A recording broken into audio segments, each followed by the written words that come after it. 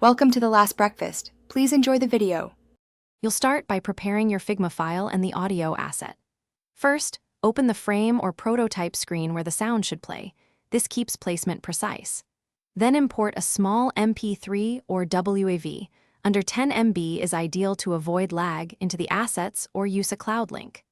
Once done, switch to the Prototype tab and pick the element that will trigger playback so you can attach the interaction in the next step. Now you attach the audio to an interaction.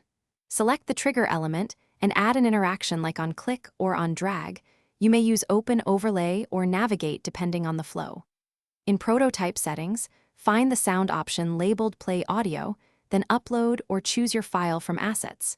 You can also set after delay to autoplay. Make sure to set the interaction's duration and easing so audio aligns with visual transitions for smooth playback.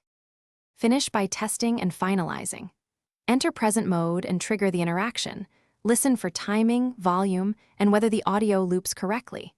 If playback stutters or fails, make sure the file isn't too large, convert to MP3 at 128 kbps, or add a slight after delay.